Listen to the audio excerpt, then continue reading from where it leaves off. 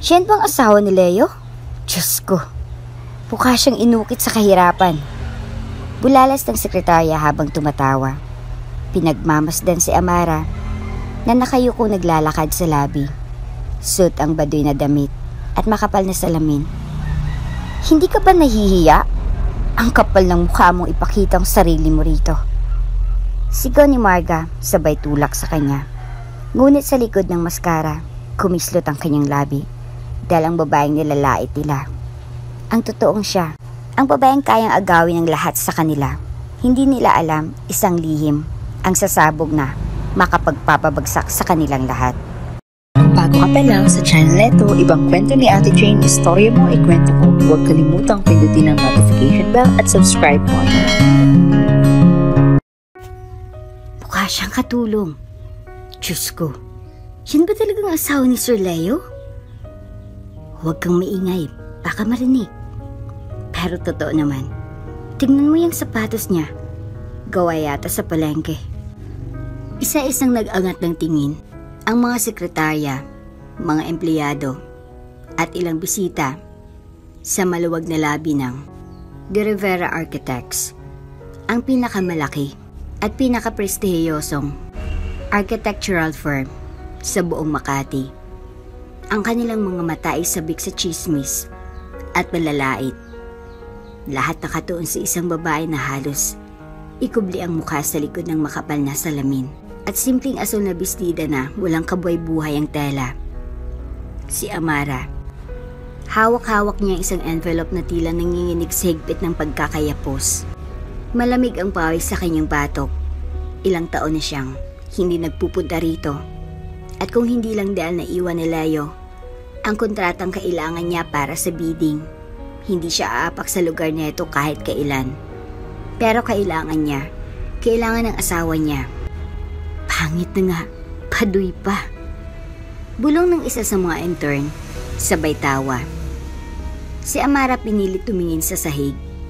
Kahit gusto niyang tumakbo palayo, pinilit niyang lakarin ng makintab na marmol. Hakbang-hakbang na parang sinasaksak ang kanyang dignidad. Hoy! Isang boses ang kumawala sa gilid. Si Marga, ang mataray at mayabang na sekretarya ni Leo na palaging nakasuot ng mamahaling blazer at matulis na takong. Nakapamewang ito, pinupulupot sa daliri ng kanyang ID. Na tila iyon bang sagisag ng kapangyarihan. Anong ginagawa mo rito? Singhal ni Marga, pasadyang nilakasan ng boses para marinig ng lahat. Hindi ka ba marunong tumawag muna? Akala mo kung sino ka? Asawa ka lang. Walang karapatan dito. Namilog ang mata ng ibang empleyado. May iba pang naglabas ng cellphone. Kunwari nagtatext pero lihim na kumukuha ng video. Humigpit ang kapit ni Amara sa envelope. Di naman niyang pagtibok ng puso. Parang babagsak sa kaba at sakit. May naiwan si Leo. Mahinang sabi niya, halos pabulong. Leo daw oh. Tukso ni Marga, tumawa ng mapanlait. Akala mo kung sinong ka-level. Alam mo ba kung anong hitsura mo? Para kang inukit sa kahirapan. Humalakak ang dalawa pang sekretarya sa gilid. Isang hakbang palapit si Marga, nakataas ang baba. Sinadyang ilapit ang mukha kay Amara para mas lalong maramdaman ng panlalait. Kung ako sa'yo, hindi ko ipapakita ang pagmumukha ko rito. Nakakahiya. Parang huminto ang mundo ni Amara. Ramdam niya ang mga matang nakatuon sa kanya. Ang bigat ng tingin, ang talim ng salita. Ngunit sa taas ng ikalawang palapag, nakatayo si Leo sa salamin ng kanyang opisina. Matangkad. Impeccably dressed na itim na suit. Malamig ang ekspresyon. Pero ang mga mata niya, matagal nang nakatuto kay Amara. Isang aninong gumuhit sa kanyang titig. Galit ba iyon? Awa? O may malalim pang hindi mabasa? Hindi niya alam, pero hindi siya gagalaw. Hindi siya bababa para salubungin siya. At iyon ang pinakamasakit sa lahat. Napapikit si Amara. Kung pwede lang siyang matunaw sa kinatatayuan, ginawa niya na. Pero wala siyang pagpipilian. Nandito siya hindi para ipagmalaki ang sarili. Nandito siya para tuparin ang obligasyon niya bilang asawa, kahit alam niyang ikinakahiya siya nito. Alam mo? Muling wika ni Marga. Nakangisi. Marami ang nagtatanong kung bakit ikaw ang pinakasalan ni Sir Leo. Baka naman may utang na loob siya sa pamilya mo. Nagtawanan ng iba. Muling lumunok si Amara. Pilit hinuhugot ang lakas sa mga binitawang salita ng kanyang yumaong ina. Hindi nasusukat sa itsurang halaga mo, sa puso at tapang. Dahan-dahan, inangat niya ang kanyang mukha. Hindi pa rin niya maikubli ang kaba, pero pilit niyang isinukbit ang kaunting dignidad na naiiwan. Ibigay mo na lang ito kay Leo, sabi niya. Pilit pinapatadag ang boses habang inaabot ang envelope. Pero sa halip na kunin, sinampal ni Marg ang kamay niya palayo. Nalaglag ang envelope sa sahig. Sabog ang laman, mga kontrata, at mga planong mahalaga sa meeting ng asawa niya mamayang hapon. Ay, sorry. Ani Marga, walang bahid ng pagsisisi. Nakakahiya naman sa'yo. Isang dagok na naman sa puso ni Amara. Lumuhod siya, pinulot isa-isa ang papel habang humahagulhol ang mga sekretarya sa tawanan. Sa taas, si Leo ay nanatiling nakatingin, walang imik, walang kilos, parang estatwa. Ngunit kung titingnang mabuti, kumislot ang kanyang labi at sa likod ng malamig niyang mata, may lihim na tinatago. Dahil hindi alam ng lahat, ang babaeng tinutulog sa nila, ang babaeng pinagtatawanan at tinutulak, ang babaeng kinakahiya ng ilan, yun ang babaeng isang araw magpapabagsak sa lahat ng ito at walang makakapigil sa kanya. Nakapangalumbaba si Amara sa gilid ng elevator habang pilit niyang pinipigilan ang panginginig ng kanyang mga daliri. Hinahabol pa rin niya ang kanyang hininga mula sa matinding hiya kanina sa lobby. Ramdam niya ang mga matang patuloy na nakasunod sa kanya. Kahit wala na sila roon, parang iniwan sa balat niya ang marka ng kanilang pang-iinsulto.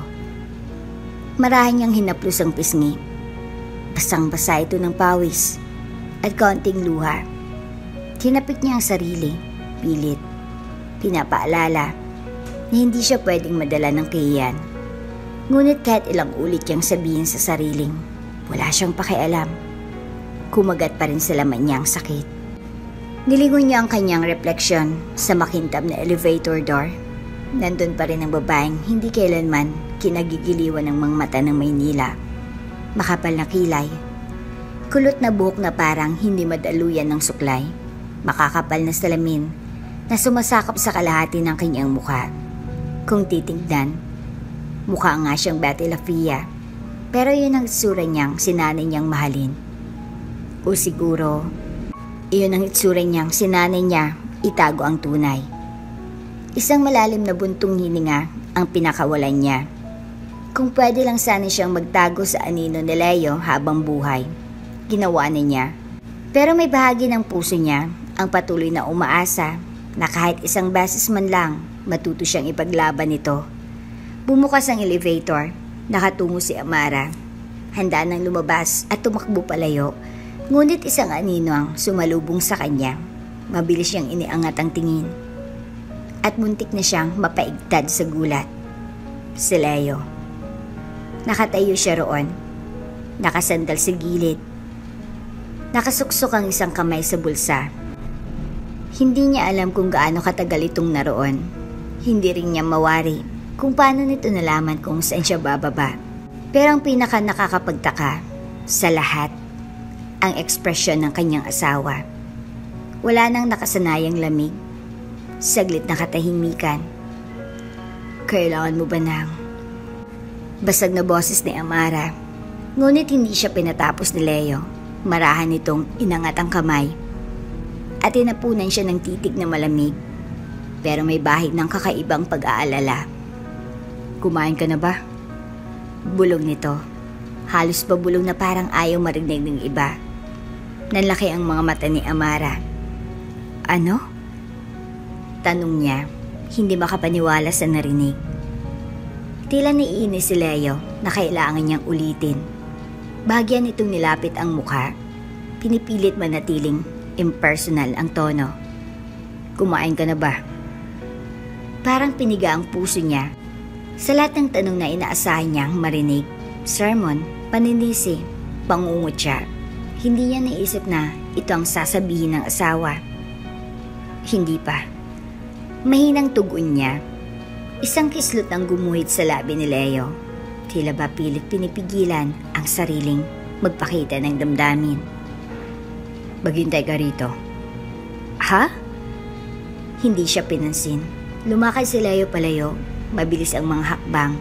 Naiwan si Amara na hawak-hawak ang envelope. Hindi alam kung tatakbo lang siya o mananatili. Sa loob-loob niya, binabalak na naman ng asawa niyang palagi may lihim na ikinikimkim. Makalipas ang 5 minuto, bumalik si Leo. May dalang maliit na paper bag. Tahimik itong iniabot kay Amara. Sandwich, kape. Para siyang batang hindi alam kung matutuwa o lalong maiiyak.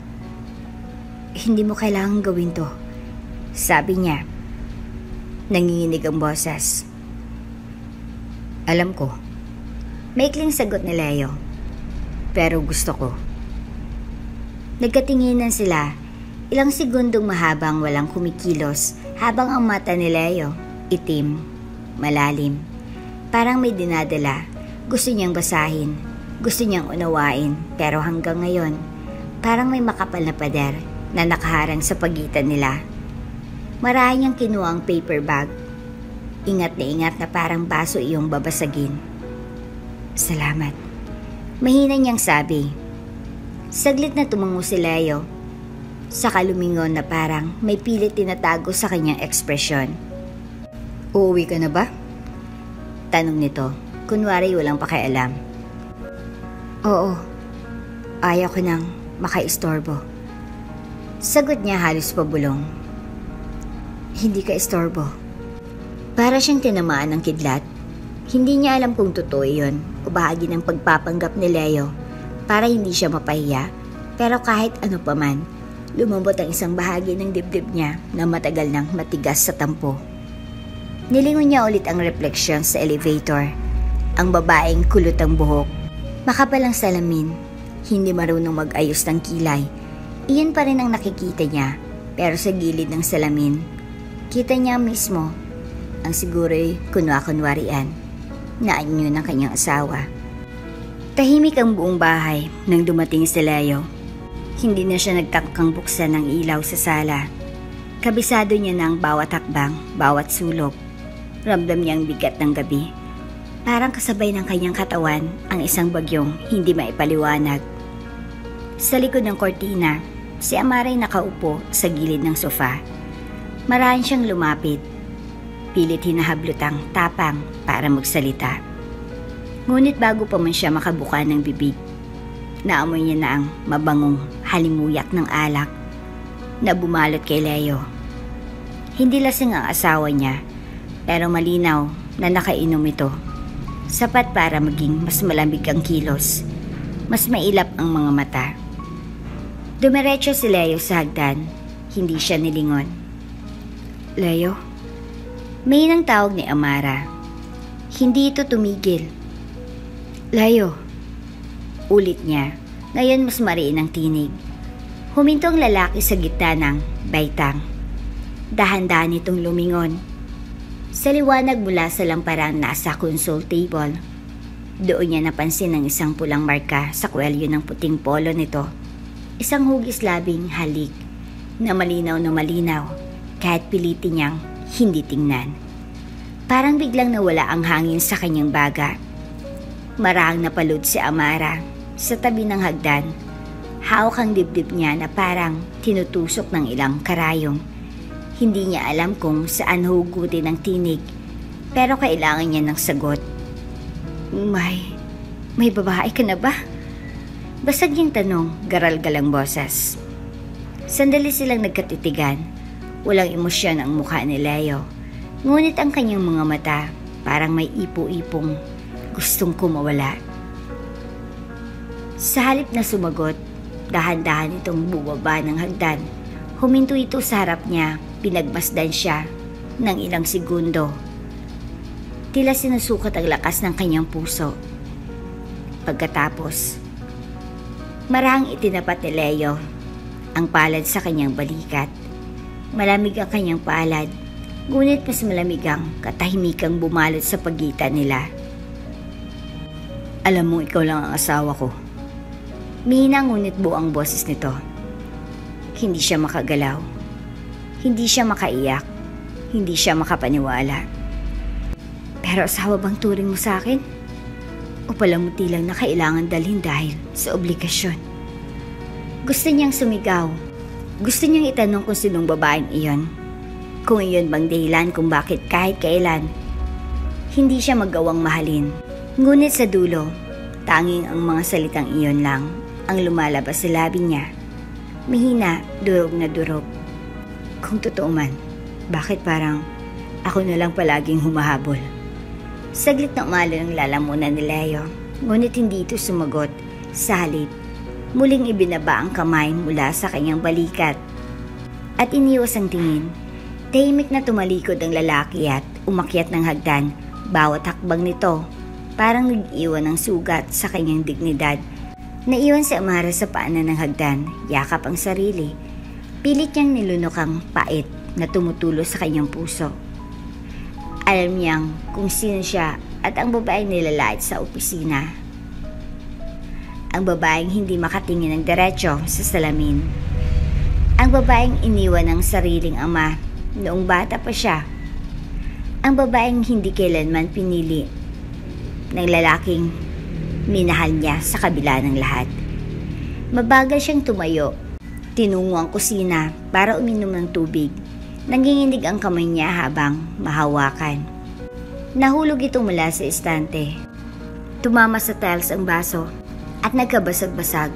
Sabay lagaslas ng luha niya. Sa bawat bubog na nagkalat sa sahig, parang nakikita niyang sarili, wasak, hindi buo, hindi mahalaga. Amara. Napaigtad siya nang marinig ang tinig ni Leo sa itaas ng hagdan. Bahagyang nakalabas ang ulo nito. Nakakunot ang noo. Anong nangyari? Tanong nito, malamig pero may bahid ng pag-aalala. Wala. Pabulong niyang sagot habang pilit pinupunasan ang mga luha. Wala. Saglit na katahimikan. Bukas ng umaga, dapat nakahanda na ang mga gamit na kakailanganin ko sa kumpanya. May kailangan akong ipaliwanag sa board. Sabi ni Leo, tila ba? Wala lang. Sa loob-loob ni Amara, iyon ang mga masakit. Ang tila ba walang saysay? Ang tanong niya, walang bigat ang pagdududa niya. Parang lahat ng ito, isa lang na bagay na kailangan tapusin at kalimutan. Pag-akyat ni Leo pabalik sa kanilang kwarto, bumuntong hininga si Amara. Buhok gamit ang madaliri. Pilit ikinukubli ang maluhang hindi matigil. Sino ka ba, Leo? At sino ba ako sa buhay mo? Sa dilim ng gabing iyon, isa lang ang malinaw sa kanya. Hindi niya nakayang magkunwari na hindi nasasaktan.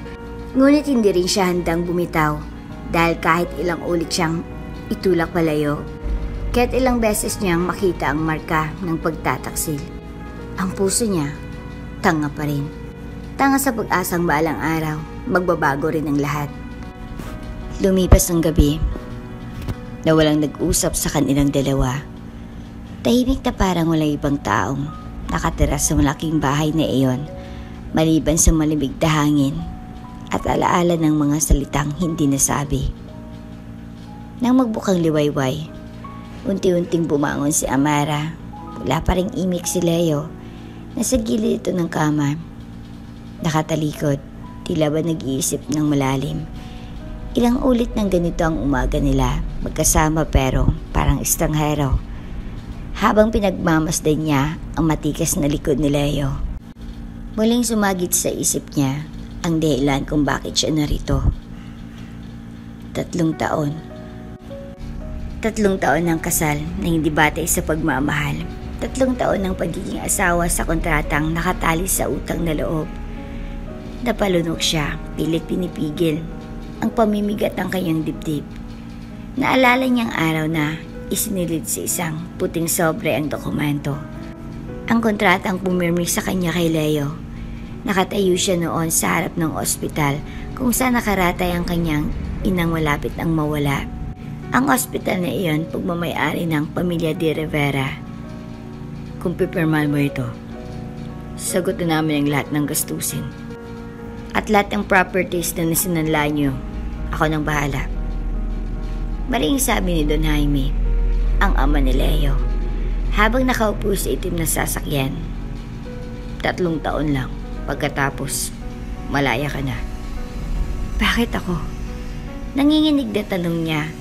Tahimik lang din si Don Jaime, ngunit matalim ang tingin nito.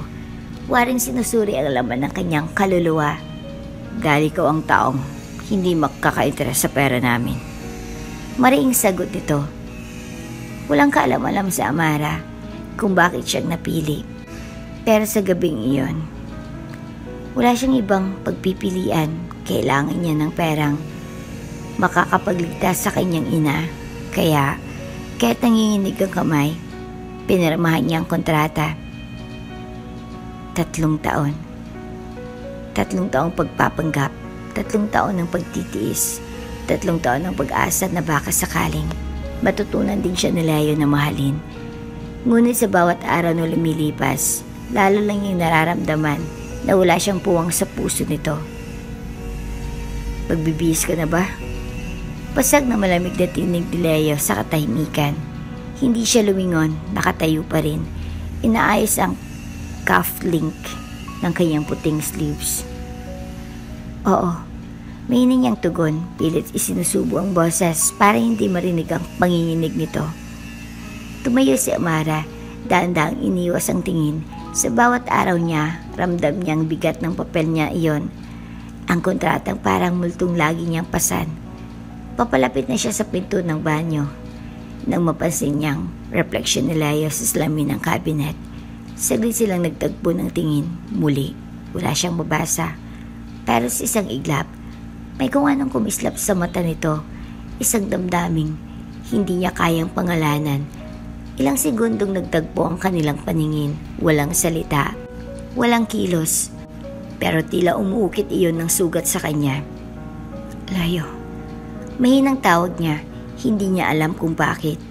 Marahang umangat ang kilay ng lalaki. Parang nagtatanong, kung matatapos ng 3 taon, ano na ako sa buhay mo?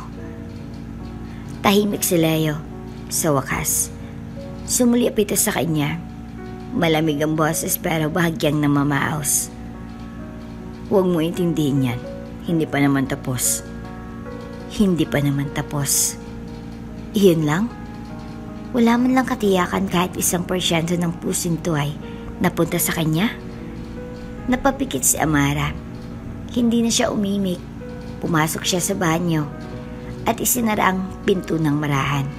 Pero sa likod ng kahoy, hindi niya na napigilan ng luhang kanina pa niya pinipigil. 10 minuto siyang nakasandal sa pintuan.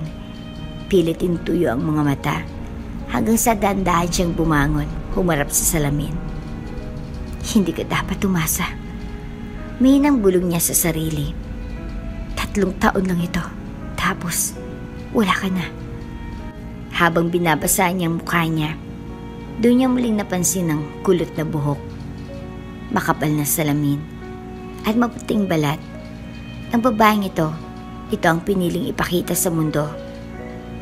Hindi dahil wala siyang kakayahang mag-ayos, kundi dahil ito ang naging baluti niya laban sa mga mata ng ibang huhusga.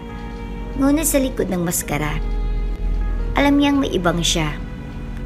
Isang Amara na minsan ding minahal ng sarili niya bago siya kinain ng Kian. Paglabas na ng banyo, wala na si Leo. Wala na ring bakas ng presensya nito sa kwarto. Para bang panaginip lahat ang lahat. Bumaba siya sa kusina. Kinuha ang maliit na kahon na matagal nang nakatago sa pinakailalim ng kabinet. Binuksan niya iyon at muling lumutang ang kontrata, puting papel, pirma ng Didi Rivera, at ang pirma niya patunay na ang buhay niya ay naipagpalit sa utang na loob. Marahang dumaloy ang luha niya habang binabasa ang mga linya. Ang bisa ng kasunduang ito, ang dalawang panig ay magtatagla ng legal na kasal sa loob ng 3 taon. Wala sa kontratang ito ang nag-oobliga ng pagmamahalan kapag natapos ng itinakdang panahon. Malayang parehong partido na wakas na ugnayan. Hindi niya alam kung saan siya hugot ng lakas, ngunit sa isang bahagi ng puso niya, pilit niyang pinapaniwala ang sarili na kaya pa niyang mabuhay, kaya't wala siyang halaga sa piling ng lalaking iyon. Sa labas ng bintana, umuulan tulad ng palaging nangyayari kapag nadudurog siya. At sa bawat patak ng ulan, isinusumpa niya sa sarili. Isang araw, makikita rin ni Leo kung sino siya. Hindi dahil sa kontrata, hindi dahil sa utang na loob, kundi dahil sa sariling halaga niya. Ang buong opisina ng De Rivera Architects ay tila palagi may amoy ng pulbos at mamahaling pabango kapag nandun si Marga. Hindi siya basta sekretarya. Sa kilos sa tingin, alam mong sanay siyang makuha ang gusto niya, matalas ang dila, matamis ang ngiti sa mga bisita, pero matalim kapag si Amara ang kaharap. Araw iyon ng lingguhang board meeting. Ipinatawag si Amara dahil may kailangang permahan na dokumento kaugnay sa properties na isinangla noon ng kanyang pamilya. Habang nakaupo siya sa maliit na lounge area ng opisina, pinilit niyang hindi tumingin sa mga nakapaligid na empleyado na pasulyap-sulyap sa kanya, waring nag-aabang ng iskandalo. At hindi nagtagal, dumating si Marga. Nakasuot ito ng puting blouse na masikip sa dibdib at itim na paldang halos kalahati ng hita. May hawak na folder at isang basong kape. Ngumiti ito, ngiting walang init, walang sinseridad. "Oh, ikaw na naman?" Ani Marga, pinipigilan ng halakhak. "Para kang multo rito sa opisina, bigla ka nalang sumusulpot." Hindi kumibo si Amara. Tumingin siya sa ibang direksyon.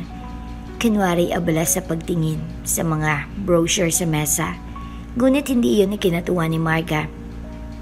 "Alam mo, kahit anong gawin mong pagpapanggap, hindi ka pa rin bagay kay Leo." Bulong nito, yumuko palapit. "Hindi mo alam kung anong mga pinagdaanan namin. Ilang taon kaming magkasama bago ka dumating.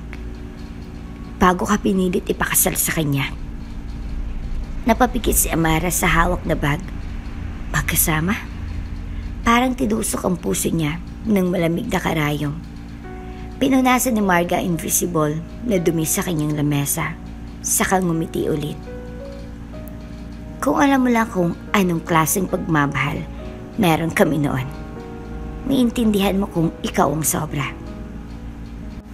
Dahan-dahang lumunok si Amara.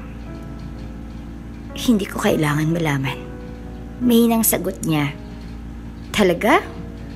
Sadyang idinaito ni Marga ang pulang kuko sa pisngi ni Amara. Marang itinulak ang kanyang baba pataas. Bakit lagi kang mukhang kawawa? Kung may respeto ka sa sarili mo, umalis ka na lang. Hindi mo kailanman makukuha ang pagmamahal niya." Saglit na katahimikan.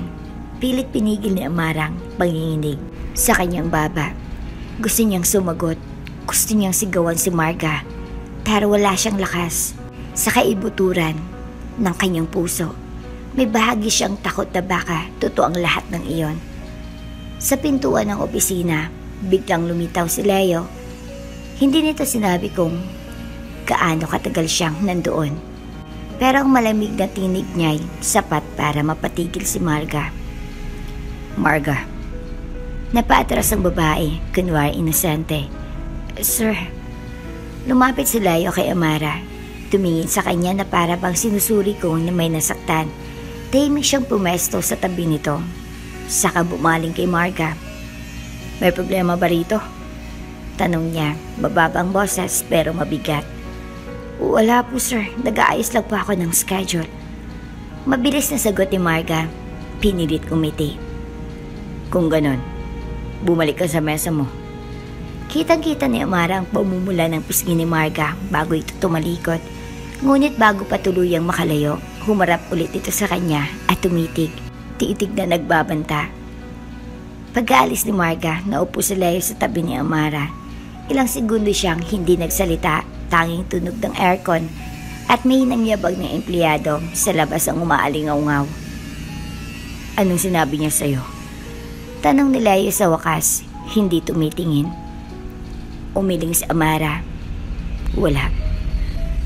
Hindi ka marunong magsinungaling. Sabi niya, malamig pa rin ang tinig.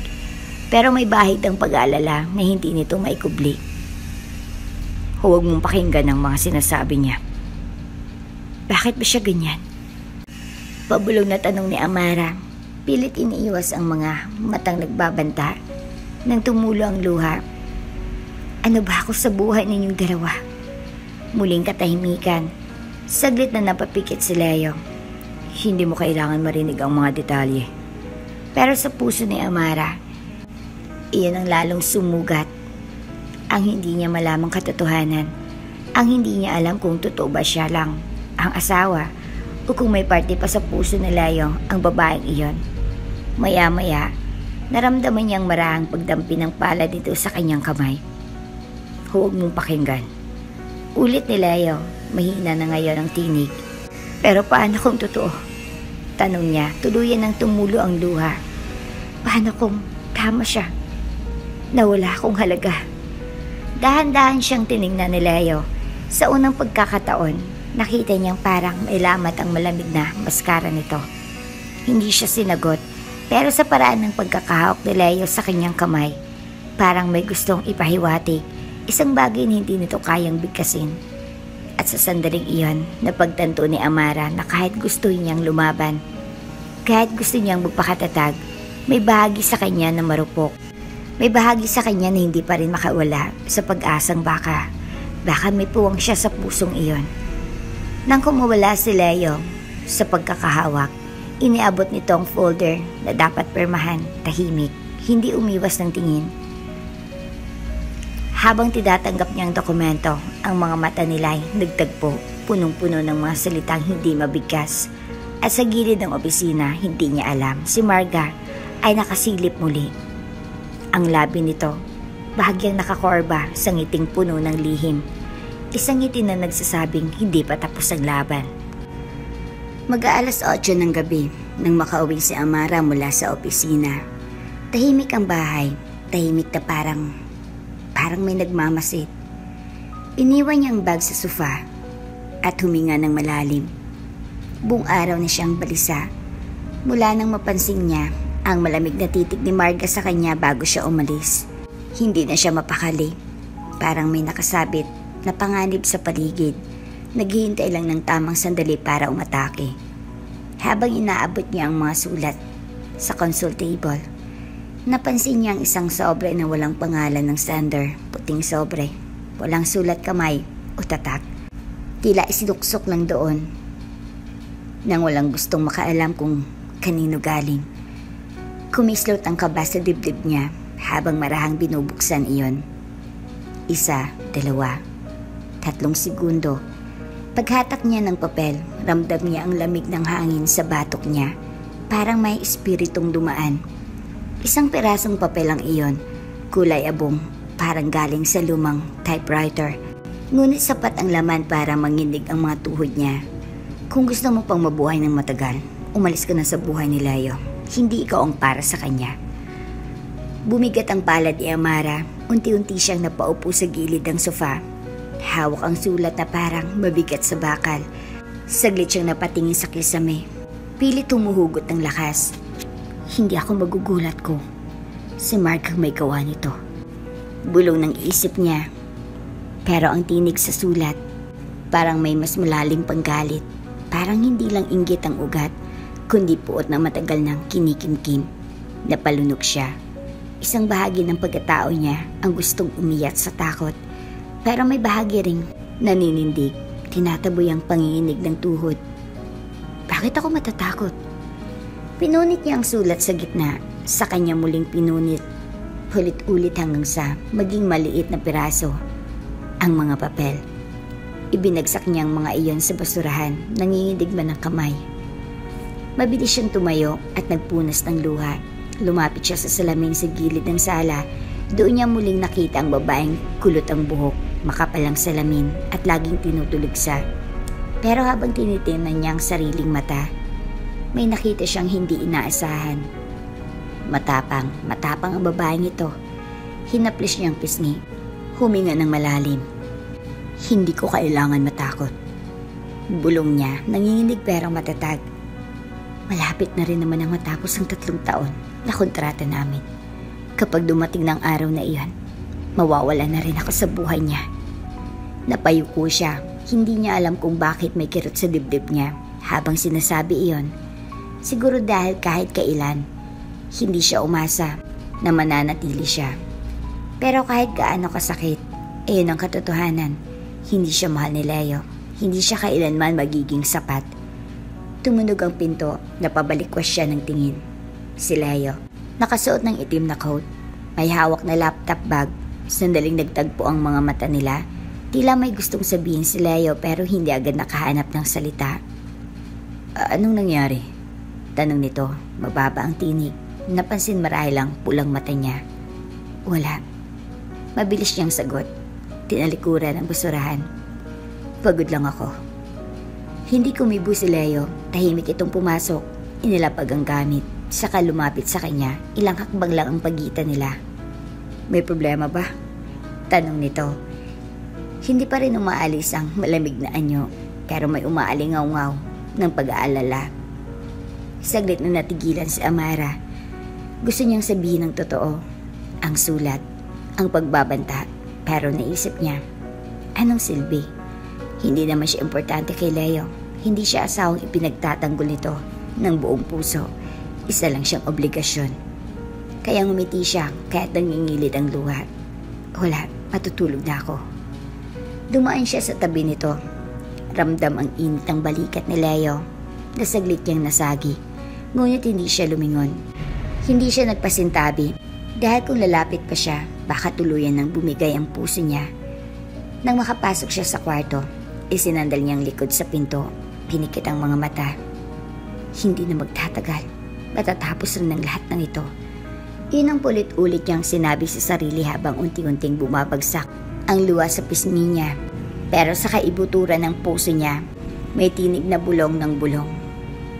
At kapag dumating ang araw na iyon, handa ka na bang umalis?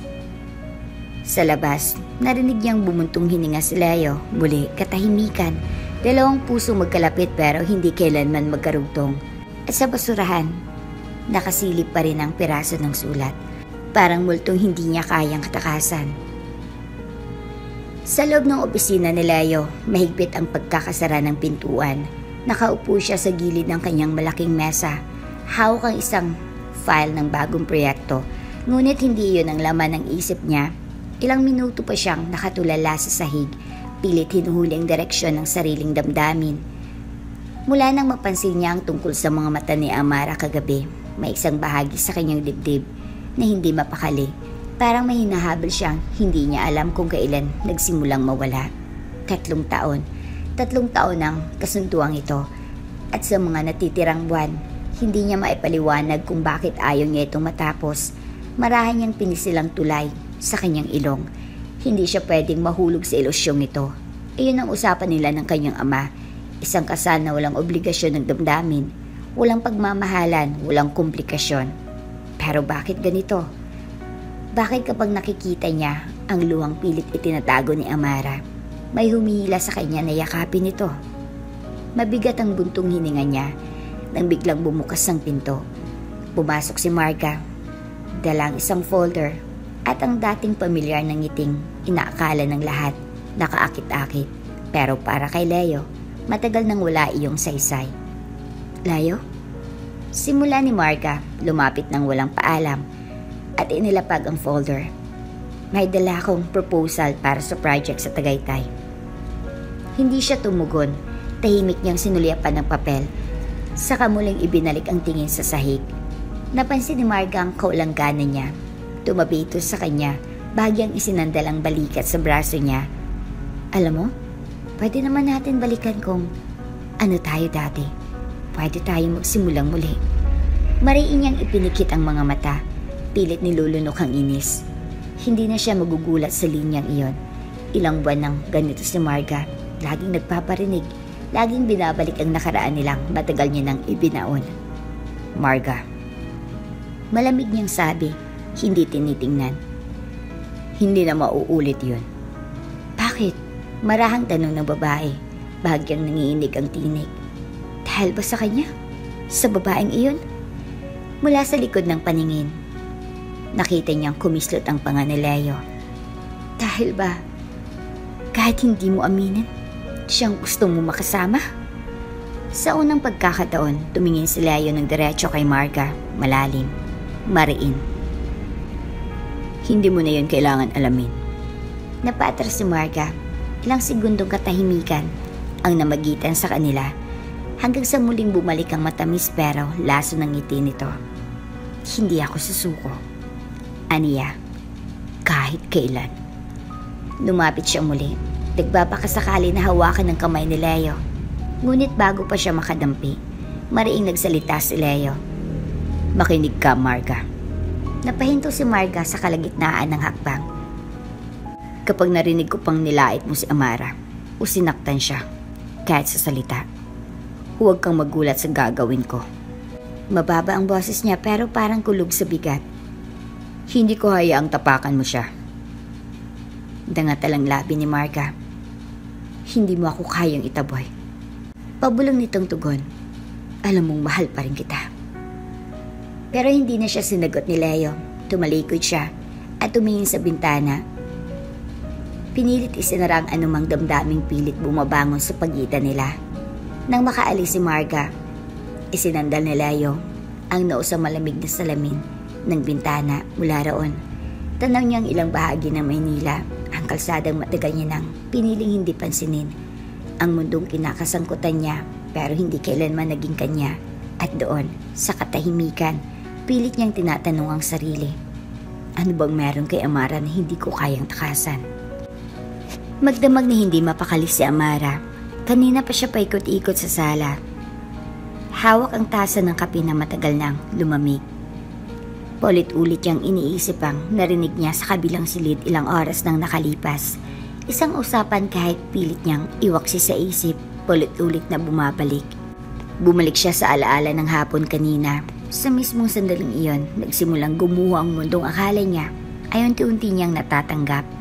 Kanina, dinala ni Leo si Victor sa opisina. Matagal na nitong kaibigan at isa sa pinakamalalaking investor sa kumpanya.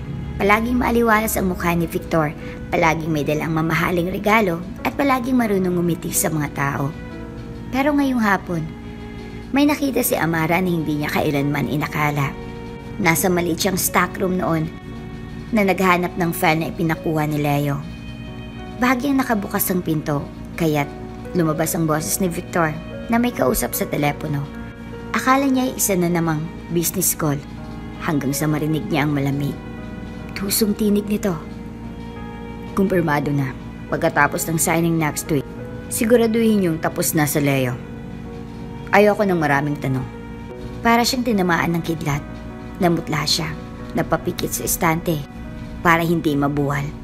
Pilit niyang inintindi kung baka nagkamali lang siya ng dinig. Pero sumunod ang mga salitang nagbabagsak sa huling pag-asa. Siguraduhin yung malinis. Wala ni isang mga ebidensya. Ayoko madawit. Saglit na natahimik si Victor, saka tumawa. Oo, kung may magtangkang makialam, isama na rin kahit asawa niya. Parang may malamig na kamay na sumakal sa kanyang lalamunan. Nanlaki ang kanyang mga mata habang pinipigilan ang sariling mapasigaw. Asawa niya. Ako. Dahan-dahan siyang umatras. Nanginginig ang kamay. Pilit niyang tinikom ang bibig para hindi marinig. Ngunit sa bawat hakbang niya palayo, ramdam niyang unti-unti siyang naupos. Pagbalik niya sa kabilang bahay, hindi na siya nakapagsalita kay Leo. Tahimik siya habang kumakain ito ng hapunan. Tila walang kamalay-malay na may panganib na may nag-aabang. Hindi niya kayang ibunyag agad ang narinig. Hindi pa niya alam kung paano o kailan, pero alam niyang wala na siyang oras. Habang nakatanaw siya sa bintana, hindi niya maiwasang mapaluha. Hindi ko hayaang mawala ka sa akin. Mahinang bulong niya, pilit sinasalo ang bigat na kahit sino'y hindi niya masabing dinadala niya. Gabi na nang makatulog si Leo sa study room. Nakahilig ang ulo sa armrest ng sofa. Pinagmamasdan siya ni Amara ang bawat guhit ng mukha nito, bawat kumpas ng paghinga, tila minimorya niya ang lahat. Dumapit siya, marang hinaplos ang pisngi nito. Sa unang pagkakataon, inamin niya sa sarili na ang totoo na kahit hindi niya inamin, matagal niya nang minahal si Leo. Hindi bilang asawa sa kontrata, kundi bilang lalaki minsay nagpakita sa kanya ng mga sulyap ng pagkalinga, ng mga sandaling kahit sandali, naramdaman niyang hindi siya nag-iisa. Hindi ka pwedeng mawala, bulong niya muli. Tinig na pilit, isinisikreto, maging sa sarili. Kinabukasan, pinilit niyang magpakatatag, isinuot niyang simpleng puting blouse at itim na stocks. Inayos ang kanyang kulot na buhok at kinuha ang lumang phone niya. Iyan ang gagamitin niya para kumuha ng ebidensya laban kay Victor. Bago siya umalis, sinulyapan niya si Leo na abala sa pagre-review ng plano sa terrace. Sa bawat saglit gusto niyang lumapit at sabihin may panganib. Pero may bahagi sa kanyang ayaw pa rin maniwala na siya lang ang makakaalam nito. Ayaw niyang guluhin si Leo nang wala siyang matibay na prueba. Huminga siya ng malalim. Pilit patigasin ng loob. Kaya ko ito. Sa opisina, nagkunwari siyang pupunta sa records department. Ngunit lihim niyang tinuntun si Victor. Nakita niyang pumasok ito sa conference room na walang ibang tao. Saktong napatigil siya sa pinto nang magsalita ito sa telepono. Oo, siguraduhin mong sa araw ng signing wala na si Leo. Kapag nangyari na, akin ang lahat. Napakapit siya sa hawak na cellphone. Nanginginig ang kamay. Mabilis niyang pinindot ang record button. Pilit kinukunan ang bawat salita, ngunit bago pa siya makalayo, biglang bumukas ang pinto. Nagtagpo ang kanilang mga mata, si Victor at siya. Tumigil ang oras. Nakita niya ang bahagyang pagkabigla sa mukha nito at sa kaunti-unting paglamig ng tinig. Anong ginagawa mo rito? Malamig na tanong ni Victor. Paus ang boses. Wala, may hinahanap lang ako. Pautol niyang sagot, pilit tinatago ang cellphone sa likod. Lumapit si Victor. Mabagal ang bawat hakbang. Sigurado ka bang wala kang narinig? Wala. Halos pabulong niyang sagot. Saglit na katahimikan, ngunit bago pa siya makagalaw, biglang ngumiti si Victor, isang ngiting hindi umabot sa mata. Mabuti naman, sabi nito, sa kadahan-dahang dumaan sa tabi niya. Bahagyang binangga ang balikat niya. Ingat ka sa pakikialam, Amara. Minsan, delikado iyon. Hindi siya gumalaw hanggang sa tuluyang makalayo si Victor. Nang makalabas siya sa hallway, doon niya na pinakawalan ng pinipigilang luha. Napasandal siya sa pader. Pilit nilalabanan ang takot na parang unti-unting kumakain sa kanyang puso. Pero kahit nanginginig ang tuhod niya, mahigpit ang kapit niya sa cellphone. May recording siya, may laban siya. At kung ito ang tanging paraan para mailigtas si Leo, gagawin niya kahit kapalit ay buhay niya. Tahimik ang buong bahay ng gabi na iyon.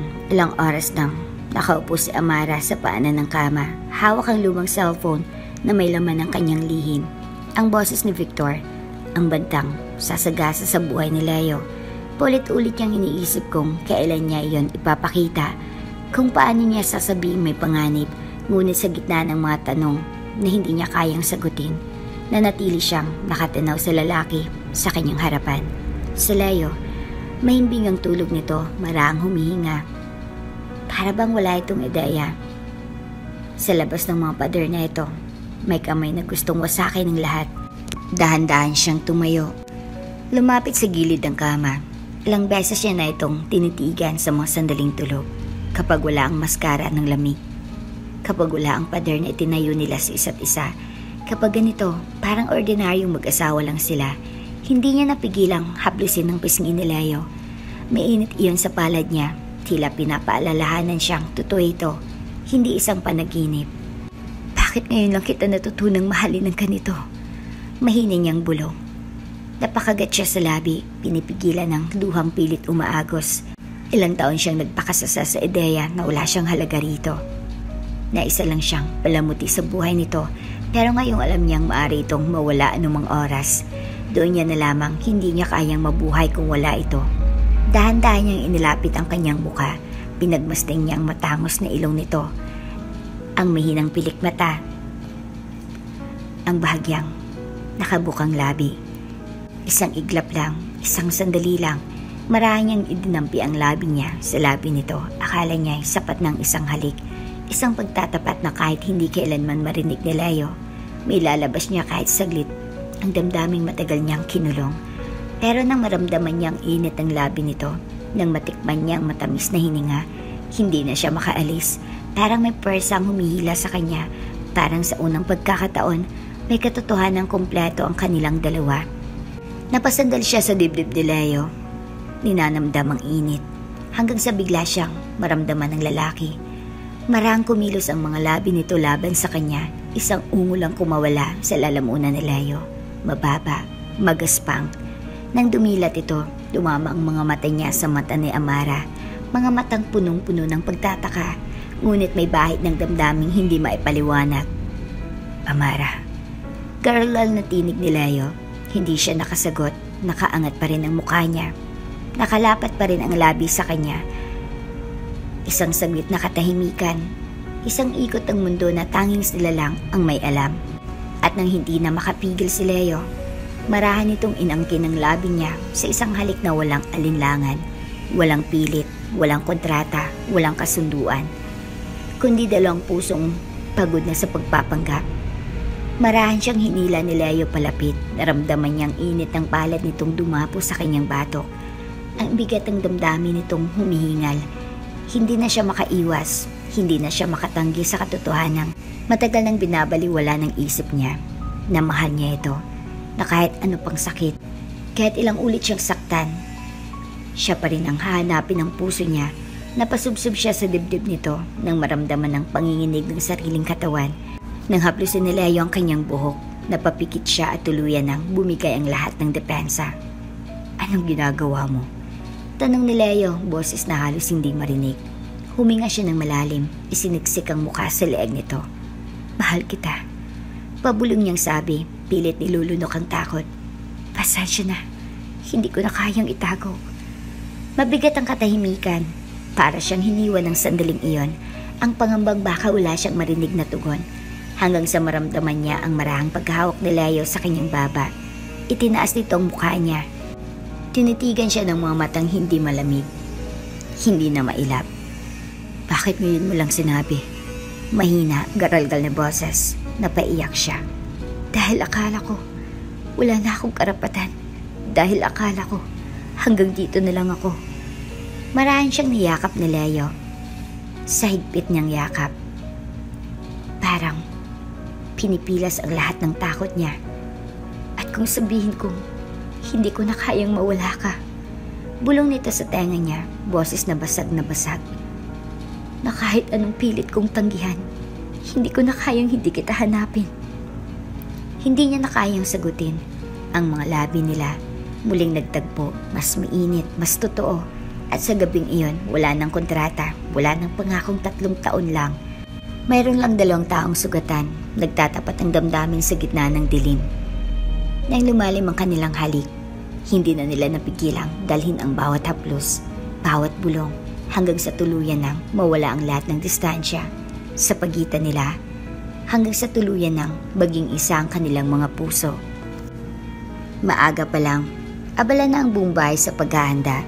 Sa bawat sulok, may mga bulaklak na itinataas, mga ilaw na isnusuot sa dingding, at mga lamesang pinupunasan para sa engranding selebrasyon. Birthday ni Leo, ang unang pagkakataong magkakaroon siya ng malaking handaan mula nang pumanaw ang ama niya. Halos lahat ng kilalang investor at partner ng De Rivera Architects ay imbitado. Si Amara, tahimik na nakaupo sa isang maliit na silya sa silid nila habang pinapalamutian siya ng 2 makeup artist. Hindi niya alam kung bakit sa dami ng pagkakataon ngayong gabi siya pinilit ni Leo na maging presentable. Ma'am, Siguradong hindi kayo ang lagi nilang tinutukso. Biro ng isa sa mga makeup artist habang pinapahira ng foundation ng kanyang pisngi. Sobrang ganda niyo po pala.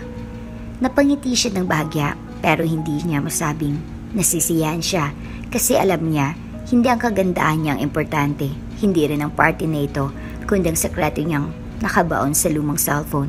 Ang boses ni Victor na nagbabantang ipapatumba si Leo pero ngayong gabi, itinabi muna niya iyon sapagkat ito ang hiling ni Leo, isang gabi na hindi nila kailangan magtago. Nang matapos ang makeup artist, tahimik na lumapit ang stylist. May dalang isang gown na kulay, burgundy. Hapit sa bewang, may mababang neckline at bumagay sa kutis niyang morena. Sigurado po kayo dito? Tanong niya, nangingimik.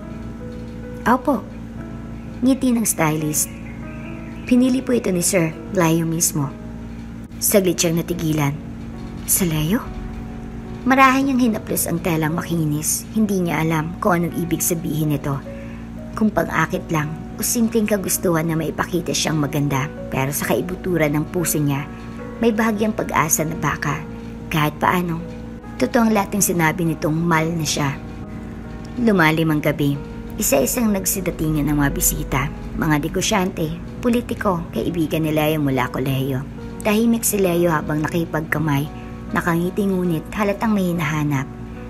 Sa malaking hagdanan, kumilos ang mga staff. Hudyat na ipapakita na si Amara.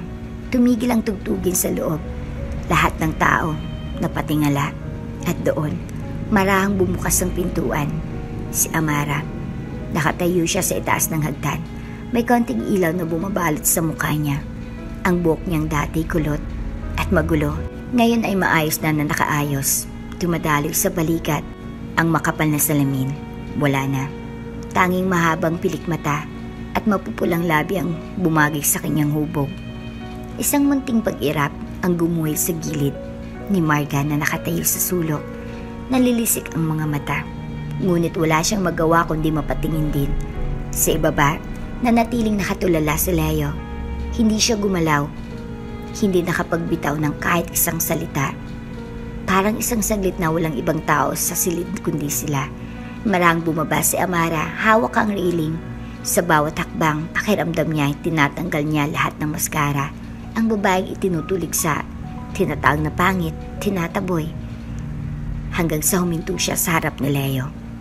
Hindi pa rin ito kumikilos. Nanatili ang titig nito, tila nabighani. Sobrang ganda mo. Mahinang bulong ni Leo. Halos pabulong lang sa pagitan nila. Halos, di kita nakilala. Nanginginig ang dibdib ni Amara. Hindi dahil sa takot, kundi dahil sa paraan ng pagtingin nito sa kanya. Hindi bilang obligasyon, hindi bilang asawa sa kontrata, kundi bilang babae. Marahang lumapit si Leo. Tinapik ang kanyang pisngi na may marahang init. Salamat. At nandito ka. Dagdag ni Leo, boses na may bahagyang panginginig. Lalong bumigat ang dibdib niya. Gusto niyang sumagot, pero wala siyang masabi. Kaya ang nagawa na lang niya ay ngumiti. Isang ngiting totoo, walang alinlangan. Nagsimula muling tumugtog ang musikang klasikal. Lumingon si Leo at inilahad ang kamay. Sayaw tayo. Tahimik siyang tumango. Inabot niyang palad nito at sa sandaling magdikit ang kanilang mga kamay, tila may dumaloy na kuryenteng hindi niya kayang ipaliwanag. Sa gitna ng maraming mata, dahan-dahan silang nagsayaw. Maraming bulungan, maraming nagulat, pero wala siyang pakialam. Amara. Mahinang ngunit buo ang boses ni Leo habang nakatitig sa kanya. Salamat dahil pinili mong manatili. Wala kang dapat ipagpasalamat. Sagot niya. Halos pabulong. Ako ang dapat magpasalamat. Kasi kahit papaano, pinili mo akong mahalin. Hindi agad sumagot si Leo. Ngunit sa titig nitong puno ng damdamin, ramdam niya, kahit walang salitang kailangan, na totoo ang lahat. At sa sulok, nakamasid si Marga. Ang kamay nito, mahigpit na nakakuyong, puno ng galit, puno ng inggit. Hindi pwedeng matapos ito ng ganito. Bulong ni Marga sa sarili. Gagawa ako ng paraan. Sisirain ko kayong dalawa. Sa gabing iyon, Sa kabila ng sayaw na puno ng lihim ng pag-ibig, may aninong nagsusumpa na hindi matatapos ang gabi ng walang kapalit. Nang matapos ang sayaw, isang katahimikan ang bumalot sa buong bulwagan. Parang lahat ay natigil sa paghinga, nagtataka kung sino ang babaeng nasa bisig ni Leo. Si Amara. Dahan-dahan silang tumayo sa gitna ng dance floor, magkahawak kamay pa rin. Ramdam niya ang bigat ng mga matang nakatuon sa kanya. Mga matang dati puro pangungutya, pero ngayon ay punong-puno ng pagtataka. Hindi ko akalain. Bulong ni Leo, nakatitig sa kanyang mukha na parang may binabasa. Na ganito kakaganda. Napayuko siya, pilit tinatago ang pamumula ng kanyang pisngi. Dati ko pa namang alam. Mahinang sagot ni Amara, na kaya mo ring makakita ng ganda sa akin. Saglit na tumawa si Leo. Basag-basag ang boses. Siguro, dati pa ako bulag. Hindi niya alam kung anong nagbago. Siguro dahil sa mga gabing dahan-dahan silang naglapit sa mga salitang pilit itinatago pero hindi na kayang ikubli. Lumapit si Leo, marang hinaplos ang pisngi niya. Amara. Pero bago pa ito makapagsalita, lumapit si Marga. Hawak ang isang tray ng wine. Nakangiti ito. Ngunit sa likod ng ngiti ay ang titig na parang kutsilyong gustong sumugat. Sir Leo? Ani Marga, matamis ang tinig. Congratulations po sa napakagandang selebrasyon. Hindi kumibo si Leo. Nanatili ang tingin nito kay Amara. Para bang wala siyang ibang naririnig. Napansin ni Marga ang kaulang pansin niya. Unti-unti itong namutla, ngunit pinilit ipagpatuloy ang pagsasalita. At syempre, kay Ma'am Amara, hindi ko alam na may ganyang transformation pala. Marahang bumaling si Leo, malamig ang tingin. Marga, wala ka na dapat sabihin. Napakagat si Marga sa labi. Bahagyaan niyang ibinaba ang tray. Ngunit bago umalis, marahang siyang lumapit kay Amara. Hindi lahat ng maganda nagtatagal. Bulong nito. Halos wala sa tono. Tandaan mo yan. Hindi na sumagot si Amara. Tiningnan niya lang si Marga sa mata. Hindi na may takot, kundi may tahimik na lakas na matagal nang nawala sa kanya. Nang makalayo si Marga, marahang siyang hinarap ni Leo. Huwag mo siyang pakinggan. Ngunit hindi yon ang mahalaga sa kanya. Ang mahalaga, narito siya ngayon, nakatayo sa tabi ng lalaking minsang naging estranghero sa kanyang buhay. At ngayon, unti-unting bumubuo ng kung anong hindi pa nila kayang pangalanan. Pagsapit ng hating gabi, konti na lang ang natirang bisita. Tahimik silang dalawa sa terrace ng bahay. Nakatayo si Amara sa gilid. Hawak ang malamig na baso ng tubig, habang si Leo ay nasa likod niya, pinagmamasdan ang bawat galaw niya. Hindi ko alam na mahulog ako ng ganito. Biglang sabi ni Leo, boses na mababa, parang kinikimkim ang lahat. Nilingon siya ni Amara. Anong ibig mong sabihin? Huminga ito ng malalim. Inilagay ang kamay sa railing. Noong una, iniisip kong kaya kitang iwasan. Kaya kong ituring lang na parte ng kasunduan. Pero habang lumilipas ang mga buwan, napalunok siya. Ano? Hindi ko na kayang itanggi. Tahimik siyang napayuko. Ramdam niya ang panginginig ng kanyang dibdib. Lumapit si Leo. Marahang ipinatong ang mga kamay sa magkabilang braso niya. Mainit ang palad nito. Tila pinupuno ang lamig na matagal nang nanunulay sa puso niya. Amara, bulong ni Leo, patawarin mo ako. Kung ngayon ko lang piniling makita ka. Kung ngayon ko lang naunawaan na ikaw palang matagal ko nang hinahanap. Hindi niya na napigilan ng luhang kanina pa naghihintay. Sa gilid ng kanyang mga mata, dahan-dahan siyang bumagsak habang hinaharap niya si Leo. Wala kang dapat ipagpaumanhin. Mahinang sagot niya. Dahil ako rin, matagal akong natakot. Takot saan? Takot na baka isang araw, matapos ng lahat. Pabulong niyang sabi, pilit pinupunasan ng luha, na baka isang araw, magising ako na wala na ako sa buhay mo. Marahan siyang niyakap ni Leo mula sa likod. Hindi na siya nakagalaw. Ramdam niya ang tibok ng puso nito laban sa likod niya. Mainit. Totoo. At sa unang pagkakataon, hindi niya na pinagdududahan. Wala ng kontrata. Bulong ni Leo sa kanyang tenga. Wala ng 3 taon. Ikaw at ako. Wala ng hangganan. Isang hikbi ang kumawala sa kanyang dibdib. At sa sandaling iyon, hindi niya na ininda lahat ng sakit, lahat ng takot. Sa likod ng salamin ng terrace, hindi nila alam na may isang pares ng matang nakasilip. Si Marga, nakatayo sa dilim. Mahigpit na nakakuyom ang kanyang palad. Hindi pwedeng ganitong ending ninyong dalawa. Bulong niya sa sarili. Hindi ako papayag. Kinabukasan, kumalat sa opisina ang malaraw nila ni Leo at Amara sa birthday party. Magkahawak kamay, magkatitigan, magkasayaw. Ang mga empleyadong dati palaging nagbubulungan at tumatawa. Ngayon ay tahimik na pinagmamasdan siya kapag dumadaan. Wala nang mga ngiting mapanlait. Ang mga mata nila puno ng pagkamangha. At sa gitna ng lahat, si Leo ay tila lalong hindi mapakali kapag wala siya sa tabi. Parang bata itong palaging humahanap ng dahilan para lumapit. Para hawakan ng kamay niya kahit ilang segundo. Sa bawat araw na lumilipas, unti-unti niyang nararamdaman na ang pagmamahal nilang parehong itinanggi noon. Ngayon ay dahan-dahang lumalago. At handa na siyang yakapin iyon kahit gaano pa kasakit ang kapalit. Tahimik ang gabi. Tahimik na parang may nakahimlay na lihim sa bawat sulok ng bahay. Nasa study si Amara, nakatayo sa harap ng lumang aparador na dati hindi niya pinakikialaman. Isang sulat ang hinahanap niya, isang lumang resibo ng ospital na kailangan niya sa accounting, ngunit sa pagkalungkat, hindi yan ang una niyang nakuha. Isang sobre, puting sobre na may lumang logo ng De Rivera Law Firm. Nanginginig ang kanyang kamay nang buksan iyon. Ramdam niya agad na hindi yan ordinaryong dokumento. Nang mabasa niyang unang linya, bumagsak ang mundo niya. Sa bisa ng kontratong ito, kung sakaling mabunyag ang kasunduan sa pagitan ng magkabilang partido, mawawala ng karapatan si Leo de Rivera sa anong pamana ng pamilyang de Rivera. Hindi niya namalaya na tumutulo na pala ang luha niya. Unti-unti niyang binasa ang bawat salita. Ang bawat probisyong nagpapaliwanag kung paano ang kasal nila ay itinakdang huwag lumabas sa publiko. Isang kasunduang sinelyuhan ng mga pirma nila na parang tanikala sa kanilang dalawa.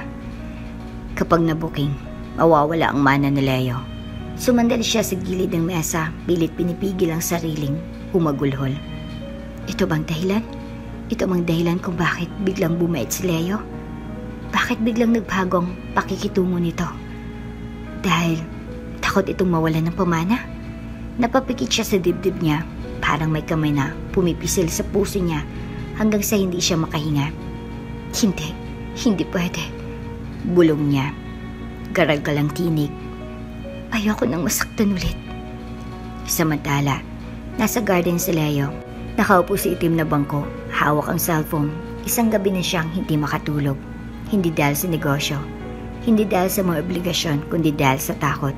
Takot na baka isang araw, kapag tuluyan na nilang tinanggap ang nararamdaman nila, mawala rin lahat. Ang pangalan niya, ang kumpanya, ang yaman. Pero sa bawat pag-iisip niya noon, isa lang ang malinaw. Wala akong pakialam. Tumingala siya sa madilim na langit. Pinisil ang kanyang mga mata. Kung mawala man ang lahat, basta huwag lang siya. Nang bumalik siya sa loob ng bahay, nadatnan niya si Amara sa study. Nakatalikod dito, nakayuko, hawak ang piraso ng papel. Amara? Tawag niya. Lumapit ng dahan-dahan. Hindi ito kumibo, pero nang makalapit siya, doon niya napansin ang panginginig ng balikat nito. Ano yan? Tanong niya.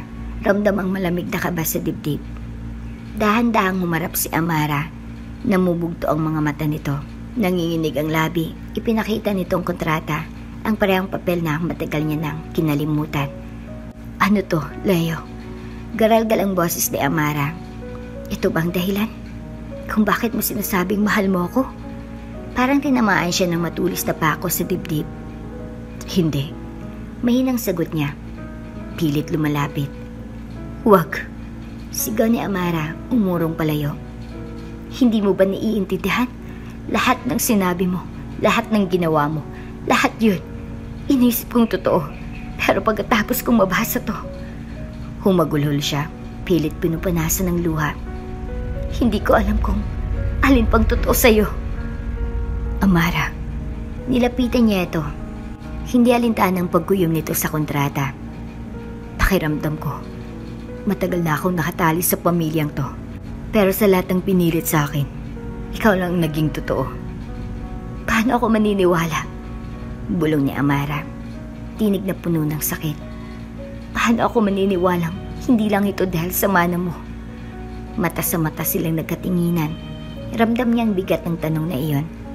Dahil kahit siya, minsan na rin tinanong ang sarili kung ano ang tunay niyang nararamdaman. Lumapit siya ng marahan, hinawakan niyang magkabilang pisngi nito.